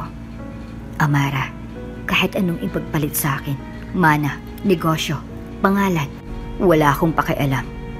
Napalunok si Amara, pilit iniiwas ang tingin. Kung kailangan kong patunayan sa iyo, gagawin ko. Mahina ngunit mariin niyang bulong. Kahit mawala ang lahat, basta nandyan ka. Pero umiling si Amara. Hindi mo naiintindihan. Hindi ako karapat-dapat. Hindi ako sapat. Pumikit siya, pilit pinipigilan ng luha. Ikaw lang ang babaeng kaya kong mahalin. Sabi niya, tinig na wala ng alinlangan. Kung hindi mo kayang paniwalaan ngayon, hihintayin kita kahit kailan. Tahimik na pumatak ang luha ni Amara. Hindi siya nakasagot. Sa gabing iyon, walang katiyakan kung mananatili siya o aalis. Ang alam lang nila pareho na sa kabila ng lahat, sa pagitan ng kontrata at pag-ibig, may isang bagay na kailangang piliin. At sa dilim, habang magkalayo silang nakatayo, may isang sagot na unti-unting umuusbong sa puso ni Amara. Sagot na kahit hindi niya nakayang sambitin, alam niyang hindi niya matatakasan. Mabigat ang gabi. Ang hangin, punong-puno ng lintik na tensyon. Wala ni isang tao sa harap ng gusali ng De Rivera Architects kundi si Amara, takot na takot. Nahawak ang cellphone na may ebidensya laban kay Victor. Hinihigpitan niya ang pagkakayakap dito. Ramdam ang pagbilis ng pintig ng puso niya. Alam niyang hindi na siya pwedeng umatras, pero hindi niya akalaing darating ang ganitong sukdulan ng lahat. Isang anino ang humakbang mula sa dilim. Si Victor. Nakatayo ito sa likod ng sasakyan. Malamig ang titig na parang walang kahit anong bakas ng pagkakaibigan na minsang pinaniwalaan nilang totoo. Dahan-dahan itong inangat ang baril. Itinutok iyon sa kanya. Victor! Garagal ang tinig niya, pilit hindi nagpapakita ng takot. Huwag mo tong gawin. Ngumisi si Victor, nalilisik ang mga mata. Bakit hindi? Dito na rin lang nagtatapos ang lahat. Hindi mo kailangang pumatay. Halos pasigaw na sabi ni Amara. Nanginginig ang buong katawan. Pwede pa nating ayusin to. Pwede mong ipaliwanag kay Leo. Kay Leo? Malakas na tao ni Victor. Nanginginig ang balikat sa galit. Kay Leo? Na walang ginawa kundi kunin lahat ng dapat sa akin? Isang hakbang pa siya palapit. Lalo niyang itinaas ang baril. Akala mo ba, ikaw ang problema? Hindi, kayong dalawa.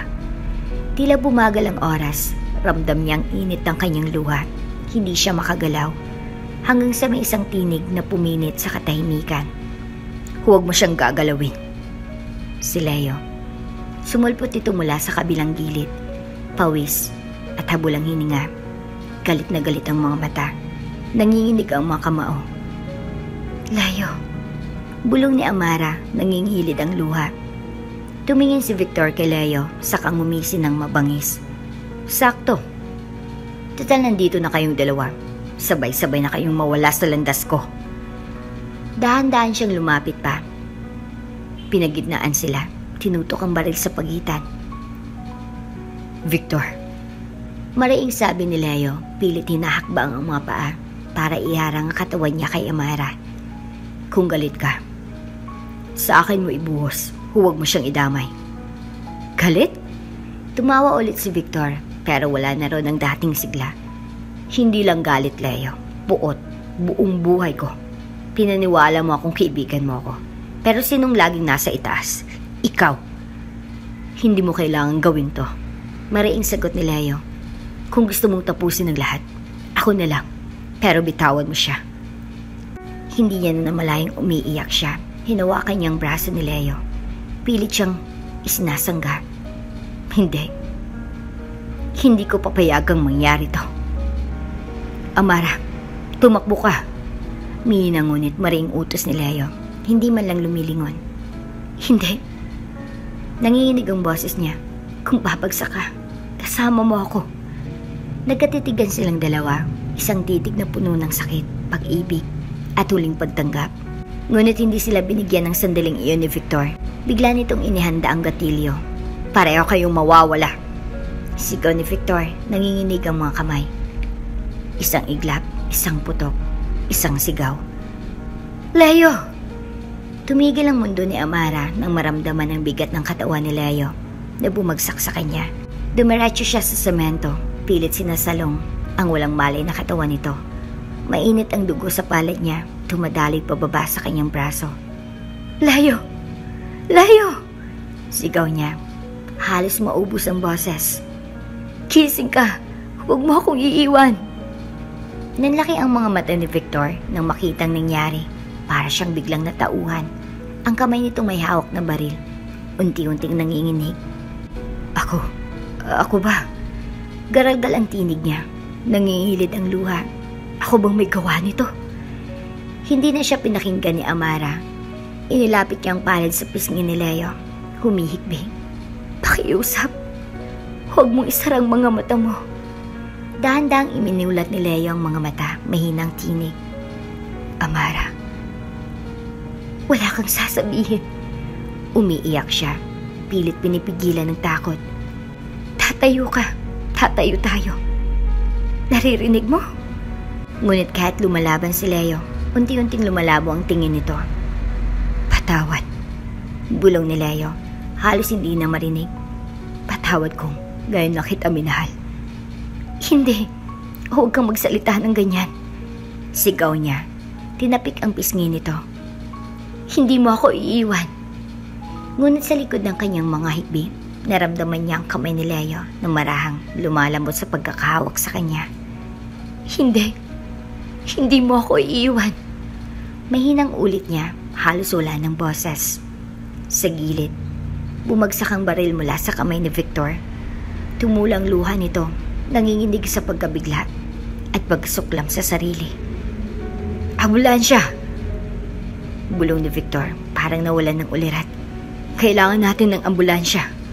Sa gabing iyon, habang umaalingaw-ngaw ang mga sigaw at yabag ng mga taong nagtatakbuhan, hawak ni Amara ang lalaking mahal niya. Pinipilit isalba ang huling pintig ng buhay nito. At sa gitna ng takot, isa lang ang sigaw ng puso niya. Hindi kita papakawalan. Walang makapigil sa maluha ni Amara. Habang nakaupo siya sa mahabang upuan sa labas ng emergency room, nanginginig pa rin ang kanyang mga palad. Nanlalagkit sa bakas ng dugo ni Leo. Sa tuwing ipipikit niya ang mga mata, bumabalik ang tunog ng putok. Ang bigat ng katawan nitong bumagsak sa kanya. Ang tinig na ulit-ulit na humihingi ng tawad. Pilit siyang huminga ng malalim. Pero sa bawat hinga, tila may matalim na pako na isinusuksok sa dibdib niya. Hindi niya alam kung ilang minuto o oras siyang nakatulala sa pulang ilaw sa ibabaw ng pintuan hanggang sa unti-unting bumukas iyon at lumabas ang isang nurse. Ma'am? Mahinang tawag nito. Mabilis siyang tumayo, halos mahulog sa pagkakatayo. Kumusta siya? Stable na po ang lagay niya. Sabi ng nurse, pilit ngumiti. Tumama sa balikat ang bala, naagapan agad bago lumala ang pagdurugo. Nasa recovery room na po siya. Para siyang binagsakan ng mundo, pero sa wakas, may bahagyang ginhawa na pahawak siya sa dibdib, humahagulol sa sobrang pagod at relief. Salamat! Salamat, Diyos ko! Salamat! Bulong niya, paulit-ulit. Nanghihina siyang bumalik sa upuan. Hindi niya alintahan ang mga taong nakatingin. Wala siyang pakialam kung anong sasabihin nila. Ang mahalaga lang, buhay si Leo. Makalipas ang ilang oras, pinayagan niya siyang pumasok sa kwarto. Dahan-dahan niyang binuksan ng pinto. Tahimik na pumasok. Nakita niya si Leo nakahiga, nakakabit sa swero. Maputlang mukha nito pero mahinaong humihinga. Marahan siyang lumapit. Naupo siya sa tabi ng kama. Pilit hinahaplos ang kamay nitong balot ng gasa. Leo, Minang tawag niya. Nanginginig ang tinig. Tumilat si Leo. Mabigat ang mga pilik mata. Nang magtagpo ang kanilang mga mata, napaiyak siya. Amara, bulong nito, garal-gal ang boses. Patawad. Mabilis niyang sabi, pilit pinupunasan ng luha. Patawad kung naging matigas ako. Kung hindi agad ako naniniwala. Umiling si Leo, marahan itong pinisilang kanyang kamay. Wala kang kasalanan. Meron. Umiiyak siya. Pinagdudahan kita. Akala ko ginagawa mo lang to dahil sa mana. Huminga si Leo ng malalim. Pilit hinuhugot ang lakas. Mahal kita. Hindi pera ang dahilan. Hindi siya makapaniwala kung paanong sa kabila ng lahat. Sa kabila ng kontrata, ng mga lihim, ng mga sugat, narito pa rin sila, magkahawak. Kung pwede lang kitang ilayo sa lahat. Basag na sabi ni Leo, pinipilit niyang ngumiti kahit nangingilid ang luha. Kung pwede lang kitang gawing ligtas, araw-araw ko yung gagawin. Hindi niya na kayang pigilan ng damdamin. Marahan siyang yumuko. Hinalikan ang noon nito. Hindi mo kailangang humingi ng tawad. Kasi kahit anong mangyari, hindi kita iiwan. Tahimik na umagos ang luha ni Leo. Salamat. Sa sandaling iyon, parang naghilom ang lahat ng sugat. Parang ang lahat ng sakit ay isa lang proseso para umabot sila rito. Sa totoo. Sa labas ng kwarto, nakatayo si Marga. Niyakap niya ang sariling katawan, pinipigilan ng panginginig ng kanyang kamay. Hindi niya alam kung bakit, pero sa unang pagkakataon naramdaman niyang wala siyang laban. Habang pinagmamasdan niyang nakabukas na pinto, nakita niya si Leo at Amara, magkahawak, magkausap na parang wala ng ibang tao sa mundo. Hindi ba dapat akong nasa tabi niya? Tanong niya sa isip. Hindi ba akong pinili niya noon? Ngunit kahit anong pilit niyang isumbat, isang katotohanan ang nanunuot sa kanya. Nawala ng puwang ang galit niya sa pagitan ng dalawang pusong pinili ang isa't isa. Pagbalik ni Amara sa tabi ni Leo, dahan-dahan siyang bumalik sa pagkakaupo. Hindi na siya umiiyak. Ang natira na lang, isang tahimik na pagtanggap. Alam mo ba, may hinang sabi ni Leo. Pilit bumaling ang ulo. Minsan, iniisip ko, kung hindi tayo pinaglapit ng kontrata, magkikita kaya tayo? Napangiti siya, kahit may luha. Siguro hindi. Siguro hindi mo ako mapapansin. Hindi. Mariing sagot ni Leo, bahagyang lumakas ang tinig. Kung saan ka man, mahanap pa rin kita. Natawa siya sa gitna ng iyak. Sigurado ka? Sigurado. Sagot niya, mata sa mata. Kasi kahit ilang ulit akong mawala, ikaw pa rin ang uuwian ko. Tahimik siyang yumuko. Inilapat ang noo sa balikat nitong balot ng banda. Mahal kita. Bulog niya, mas mahal kita kaysa sa sarili ko. Nang sandaling iyon, wala nang natirang kontrata, wala nang permahan, wala nang mana. May dalawang taong nagkasala, nasaktan, pero mas piniling manatili. At iyon ang katotohanan na walang sinuman ang kayang burahin. Madaling araw na nang tuluyan ng isang pangreklamong laban kay Victor. Ang mga ilaw sa presinto ay mapuputlang dilaw. Tinatabunan ang anino ng bawat taong naroon kasamang bigat ng ginawa nilang kasalanan. Tahimik si Amara habang hawak ang lumang cellphone. Ang pinakamahalagang ebidensya na nagpabagsak kay Victor. Kanina lang, ulit-ulit niyang pinapakinggan ang recording. Hindi dahil gusto niyang pahirapan ang sarili, kundi para masigurong tapos na. Sa kabilang bahagi ng interrogation room, nakaupo si Victor, nakayuko, magulo ang buhok at wala ng bakas ng kayabangan. Sa unang pagkakataon, nakita ni Amara ang totoo nitong anyo, isang lalaking natalo ng sariling kasakayman. Lumapit ang hepe ng pulisya, inilad sa kanyang report. Ma'am Amara, sabi nito, magalang. Salamat po sa kooperasyon ninyo. Kung hindi dahil sa ebidensyang ito, mahirapan tayong patunayan ang tangkang pagpatay. Dahan-dahan siyang tumango. Salamat po, dahil tinulungan ninyo kami. Tumikim ang isang opisyal. Ma'am, gusto niyo po bang kausapin si Mr. Victor bago namin siya dalhin sa selda? Napatingin siya kay Victor. Sa kabila ng lahat, Hindi niya alam kung anong sasabihin, ngunit alam niyang kailangan niyang tapusin ito. Marahan siyang lumapit. Nang maramdaman ni Victor ang presensya niya, mabagal itong tumingala, mapupulang mga mata. Nanginginig ang labi. Amara, garalgal ang tinig nito. Patawad. Hindi siya kumibo, pinagmasdan lang nito ito.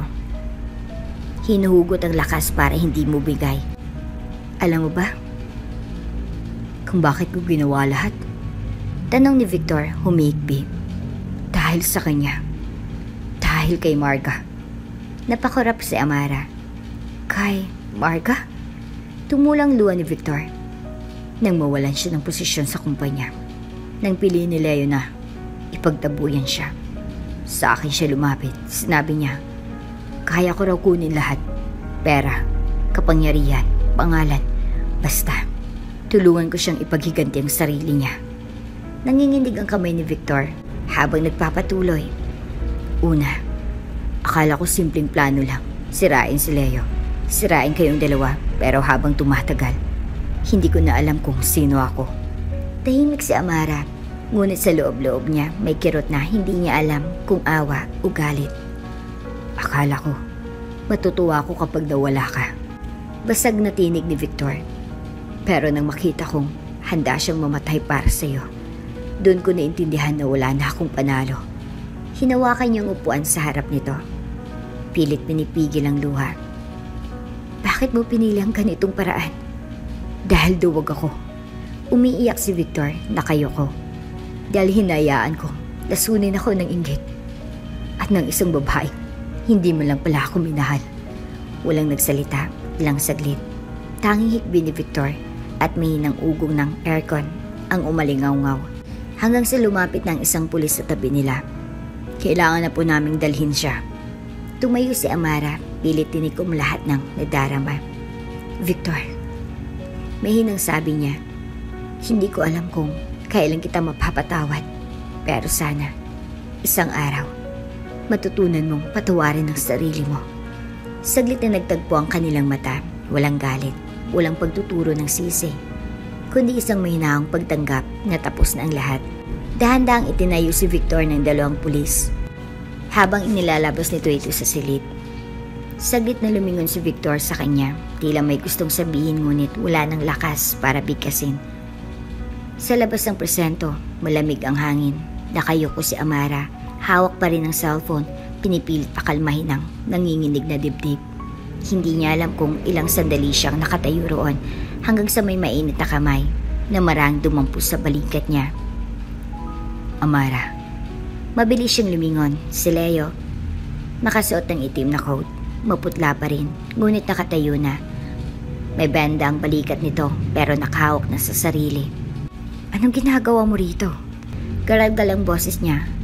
Agad niya itong sinalubong. Dapat nagpapahinga ka. Hindi ko kayang, hindi ka puntahan. Mahinang sagot ni Leo.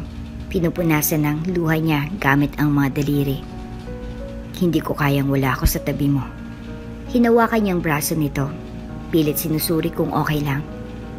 Ayoko maulit yun. Ayoko maulit na. Muntik kitang mawala. Saglit na natahimik si Leo bago dahan-dahang ngumiti. Isang ngiting pagod pero totoo. Hindi na ako mawawala. Bulong nito. Dahil simula ngayon, wala nang lihim, wala nang kontrata. Ikaw na lang. Naiyak siya sa harap ng lahat ng tao. Hindi niya pinigilan, hindi niya ikinahiya. Sa unang pagkakataon, naramdaman niyang buo siya, walang bahid ng pagdududa o takot. Paano kung mawala ka ng mana? Tanong niya, nanginginig ang boses. Hindi mo ba pagsisisihan? Mariing umiling si Leo. Mas malaking kapahamakan kung mawala ka. Niyakap niya ito, mahigpit. Sa bawat bintig ng puso nilang magkadikit. Alam niyang tapos ng pinakamadilim na kabanata. At kahit anong hirap pang dumating, handa na siyang harapin iyon. Dahil sa huli, ang totoo lang ang mahalaga ay sila. Nang marating nila ang bahay, tila ba iba ng lahat. Ang dati malalaking espasyo na puno ng katahimikan ngayon ay parang tahanan na. Hindi na ito yung lugar na puno ng lihim, ng kontrata at ng pader na hindi nila matawid. Tahimik silang naupo sa sala, kapwawaring hindi makapaniwala. Nabuhay sila pareho matapos ang lahat. Hindi ko akalaing darating tayo sa ganito. Bulong ni Amara nakatingin sa kanilang magkahawak na kamay. Sa alin? Tanong ni Leo, nakahilig sa sandalan, pinagmamasdan siya. Na sa kabila ng lahat ng sakit, pipiliin pa rin nating manatili. Sabi niya, unti-unting napangiti kahit namumugto pa ang mga mata. Huminga ng malalim si Leo bago marahang ipinatong ang kamay sa dibdib niya. Alam mo ba kung bakit kita minahal? Hindi siya agad nakasagot. Hindi dahil sa utang na loob. Patuloy ni Leo. Hindi dahil sa takot na mawalan ng mana. Hindi rin dahil sa awa. Minahal kita dahil ikaw ang unang taong hindi ako tinakbuhan kahit lahat ng tao iniwan ako. Nang marinig niya iyon, tuluyan nang bumigay ang tibok ng puso niya. Tahimik siyang napaluha, pero ngayon, walang pait. Pasensya ka na, sabi ni Amara, mahina ang tinig. Masyado akong matagal na nagduda. Mas pinili kong paniwalaan na wala kang pakialam kaysa umamin na natatakot akong masaktan. Hinawakan ni Leo ang kanyang pisngi, hinaplos iyon ng marahan. Pareho lang tayo. Pareho tayong takot. Pero mas pipiliin ko nang masaktan kasama ka kaysa wala ka. Umiyak siya pero nakangiti. Wala na tayong tinatago. Wala na. Sagot ni Leo. Lahat ng lihim. Tapos na. Niyakap niya ito, mahigpit, marahang isinandal ang ulo sa balikat nito. Kinabukasan, muling bumalik sila sa opisina, ngunit ibang-iba ng pakiramdam. Sa tuwing dumadaan si Amara sa lobby, wala ng mga sulyap na punong-puno ng pangusga. Ang dating mga bulong at tawa, ngayon ay katahimikan na may halong respeto. Pinanood siya ni Leo habang kinakausap ang ilang staff. Ngayon lang niya nakita si Amara na ganito. Nakangiti, taas noo, walang bakas ng takot. Lumapit siya, marahang inabot ang kamay nito. Nagulat pang ibang empleyado, pero hindi na nila inilihim. Proud ako sa'yo, sabi ni Leo, marahang niyang pinisilang palad ni Amara. Bakit naman? Napahagikik siya, kahit nangingilid pa rin ang luha. Dahil mas matapang ka kaysa sa lahat ng taong nakilala ko. Siyasong sabi ni Leo. Dahil kahit ilang ulit kitang tinulak palayo, bumalik ka pa rin. Napayo ko si Amara. Nanginginig ang labi. Kasi ikaw ang tahanan ko. Tinitigan siya ni Leo. Pagkatapos ay marahan siyang niyakap. Sa harap ng lahat, wala nang pakialam kung sinong nanonood. Sa hapon ding iyon, nanood silang magkatabi sa terrace. Nakatanaw sa unti-unting palubog ng araw. Tahimik, payapa, parang wala nang bakas ng kaguluhan ng nakaraan. Naalala mo ba? Sabi ni Amara, nakatingin sa malayo. Nung unang araw ko sa opisina, gusto kong tumakbo. Napangiti si Leo. Oo. At ako naman, mas gusto kitang itago para wala nang makakita sa'yo. Bakit? Tanong niya. Nakahilig sa balikat ito. Dahil kahit kailan, hindi ka pangit sa paningin ko. Sabi niya. Mahina ngunit malinaw. Ikaw ang pinakamagandang nangyari sa buhay ko. Napapikit siya. Hindi na pinigilan ng luhang masaya. Wala na tayong kontrata. Bulong ni Amara. Hindi na natin kailangan. Sagot ni Leo. Dahil ito nang totoo. Nang sumapit ang gabi, magkatabi silang nakahiga. Tahimik na pinagmamasdan ng isa't isa. Walang kailangang ipaliwanag. Sa bawat tibok ng puso, alam nilang kahit ano pang dumating, kaya na nilang harapin. Dahil wala nang lihim, wala nang dahilan para magtago. At higit sa lahat, dahil ngayon, natagpuan na nilang tahanan sa isa't isa. Mainit ang hangin ng bumisi ng convoy sa harap ng maliit na simbahan. Hindi to kasing ingrande ng unang kasal nila. Walang mga mamahaling dekorasyon, walang daan-daang bisita, walang press na nakabantay sa bawat kilos nila. Pero para kay Amara, ito ang pinaka-pinapangarap niyang araw. Dahan-dahang siyang bumaba ng sasakyan, nakasuot siya ng simpleng puting gown, walang bordang mamahalin, walang kortinang laylayan. Ngunit sa bawat hakbang niya patungo sa pintuan ng simbahan, pakiramdam niya ay wala ng ibang babaeng mas maganda sa kanya. Sa altar, nakatayo si Leo, maputi ang barong, matikas ang tindig. Ngunit nang magtagpo ang kanilang paningin, nakita niyang kilig at lungkot na parang sabay na umapaw. Ito na, bulong niya sa sarili. Wala nang kontrata. Wala nang sapilitang obligasyon. Pag-ibig na lang. Habang tinutugtog ang munting gitara ng simbahan, maraan siyang inihatid ni Mang Cesar, ang matandang caretaker na itinuring niyang parang tatay nung wala siyang matakbuhan. Salamat anak. Sabi nito, may hinang tinig habang hawak ang braso niya. Salamat at ipinakita mo sa aming lahat na may tunay na pagmamahal. Ngumiti siya, nangingilid ang luha. Ako pong dapat magpasalamat. Nang tuluyan siyang makarating sa harap ni Leo. Nagtagpo ang kanilang mga kamay. Mainit ang palad nito, parang sinasabing, hindi na siya kailanman iiwan. Handa ka na ba? Bulong ni Leo, tinig na mababa ngunit nanginginig. Matagal na, sagot niya, may ngunit buo. Nagsimula ang seremonya, tahimik ang lahat habang binibigkas ng pare ang mga salita. Ngunit para kay Amara, tanging tinig ni Leo ang naririnig niya, tinig na noong una. Hindi niya akalaing matututong magmahal ng tono. Ipinagkaloob ng Diyos ang pagkakataong ito sa dalawang pusong pinili ang isa't isa. Sabi ng pare, hindi dahil sa obligasyon, kundi dahil sa wagas na damdamin. Napakapit siya sa kamay ni Leo. Saglit silang nagkatitigan, mata sa mata, kaluluwa sa kaluluwa. Alam mo ba, mahina niyang bulong, pilit pinipigilan ng luha. Na kahit noong una, tayong ikinasal, pangarap ko pa rin itong araw na to. Tinitigan siya ni Leo at sa unang pagkakataon, hindi na malamig o mailap ang mga mata nito, puno na ng pag-ibig. Amara, sabi niya, bahagyang nanginginig ang boses. Kung kaya ko lang ibalik ang oras, sana ikaw na agad ang pinili ko. Walang kondisyon, walang kontrata. Humikbi siya, tinakpan ng bibig. Hindi niya akalaing maririnig pa niya ito. Wala na tayong kailangang itago. Dagdag ni Leo, wala nang pader sa pagitan natin. Leo de Rivera. Basag ang tinig ng pari. Handa ka na bang muling tanggapin si Amara bilang iyong tunay na asawa? Sa hirap at ginhawa, sa mayaman o mahirap, sa sakit at kalusugan hanggang kamatayan? Walang pag-aalinlangan, ngumiti si Leo. Oo, higit pa sa buhay ko.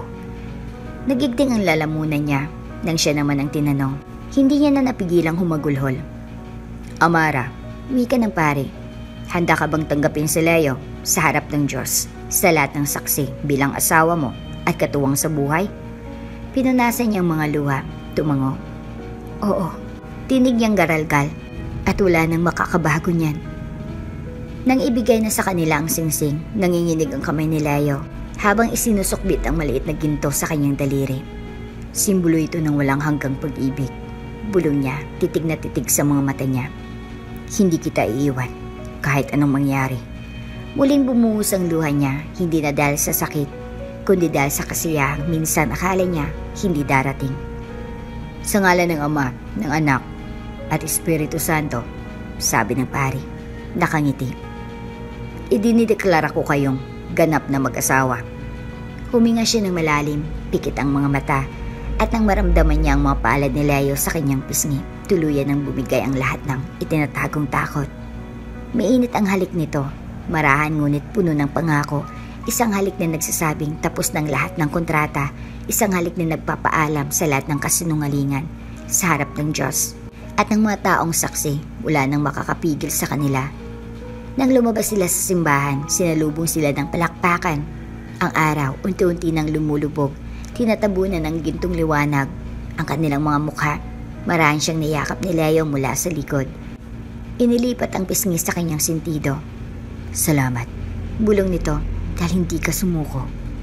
Huminga siya, pinipigilan ng luhang masaya. Salamat, kasi natutunan mo akong mahalin.